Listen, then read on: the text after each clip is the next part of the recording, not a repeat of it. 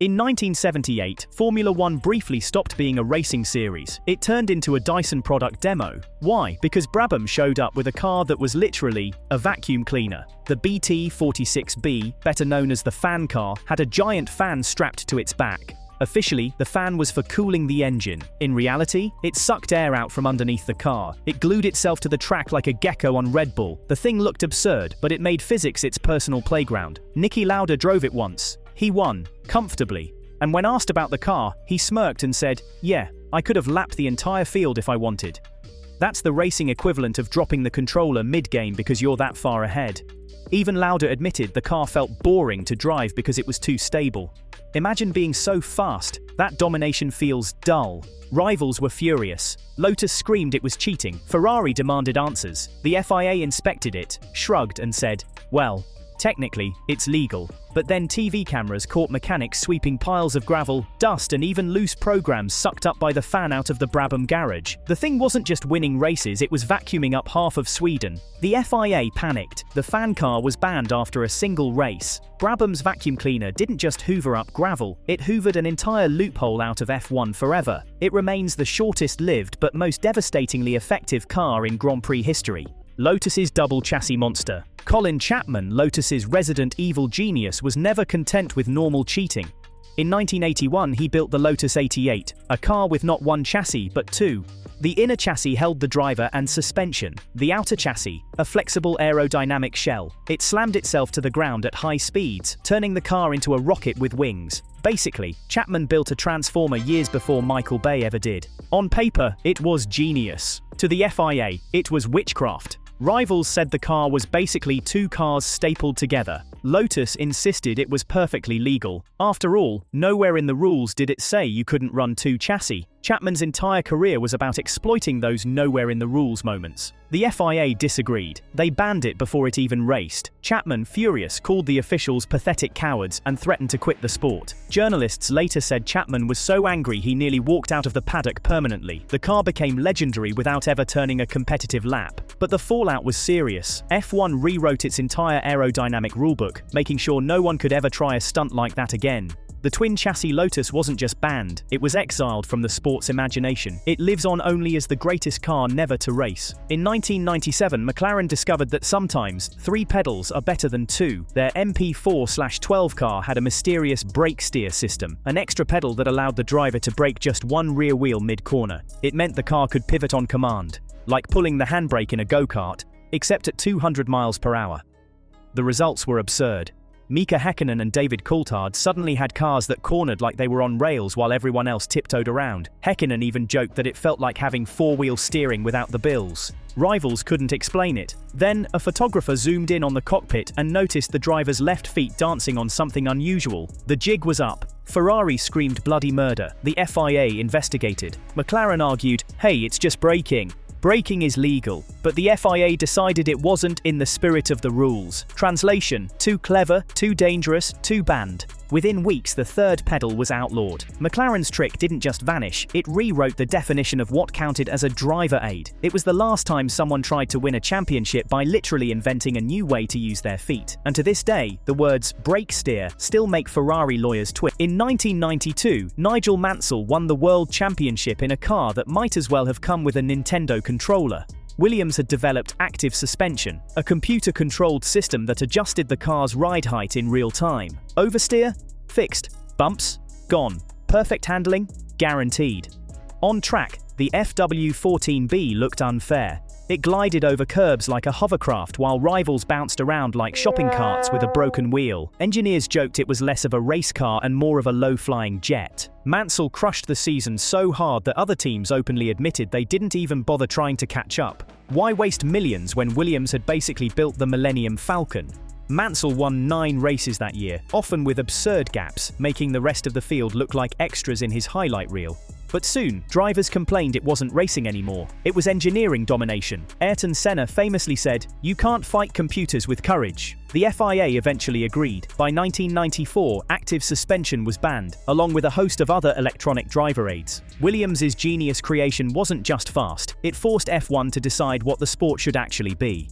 a test of drivers, not laptops. And Mansell's championship season became the poster child for when technology goes too far. Fast forward to 2007. Ferrari showed up with a floor that bent like a yoga master. The undertray of the F2007 looked rigid in the garage, but at speed, aerodynamic loads made it flex downwards. It sealed the airflow under the car and generated massive downforce. The trick? It passed the FIA's static tests with ease because the tests didn't replicate real racing forces. Rivals were baffled. How was Ferrari's car so planted mid-corner? The FIA tested the floor, pushing on it with weights. It passed. Ferrari smirked, but then McLaren engineers noticed the floor moved at speed, something the test didn't replicate. The scandal blew up when photos surfaced of the Ferrari scraping sparks in suspicious ways. Suddenly, flexi floor entered the F1 vocabulary. Rival engineers claimed it was like having a hidden suspension system in the car's belly. The FIA changed the test. They applied force dynamically. Ferrari's trick? Instantly illegal. The flexi floor loophole didn't just close, it sparked a decade-long obsession with flexible wings and bendy bodywork. Ferrari proved one thing: in F1, even the floor can cheat. And if the floor can cheat, trust me, everything will cheat. In 2009, a bankrupt team rose from Honda's ashes, slapped on some white paint, and showed up with a car that turned the entire paddock upside down. Brawn GP's secret weapon, the double diffuser. While everyone else built their diffusers the boring, normal way, Brawn engineered clever holes and channels that doubled the airflow effect. The car generated insane rear downforce. It was a loophole hidden in plain sight, one that nobody else spotted until it was too late. Rival teams stared at the car in disbelief. Toyota and Williams quickly copied it, but by then the damage was done. Jenson Button won 6 of the first 7 races. The underdog team nobody believed in suddenly looked untouchable. Commentators called it the greatest magic trick in F1 history. Ferrari, Red Bull, and Renault all protested. The FIA held hearings, and then they declared it legal. Brawn got to keep its magic box of downforce, but only for that season. By 2011, the double diffuser was banned outright, its loophole slammed shut. For Brawn though, it was too late for rivals. The trick had already won them both championships. They basically speedran F1, grabbed the trophy, and disappeared into the history books. In 2020, Mercedes revealed their steering wheel wasn't just for turning, it was also for braking physics. The DAS, or dual-axis steering, allowed drivers to pull the wheel toward themselves to change the car's toe angle mid-race, push it forward, and the wheels aligned again. The result? Better tyre warm-up on cold mornings, a straighter, faster car down the straights, and a pit lane full of engineers staring like they'd just seen black magic. Lewis Hamilton casually demonstrated it on live TV during practice, sliding the wheel back and forth like it was a PlayStation controller. Commentators nearly shouted over each other trying to explain what was happening. Rivals immediately sprinted to the FIA garage like kids tattling in the schoolyard. Red Bull filed protests within hours.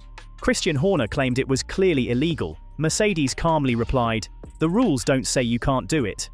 Toto Wolff probably delivered the line with his usual Bond villain smirk, sipping an espresso at the same time. The FIA, caught completely off guard, admitted the system was clever and unfortunately legal. They let Mercedes run DAS for the 2020 season, but announced it would be banned from 2021 onward. Mercedes didn't care. They used it to maximum effect, managing tyres better than anyone else and walking off with yet another championship. The DAS system didn't just steer wheels, it steered the rulebook straight into another rewrite, and it proved an eternal truth. If Mercedes invents a new toy, they'll win with it before you've even worked out what it does. By the time rivals had a working copy on the test bench, Mercedes had already shelved it and moved on to the next trick.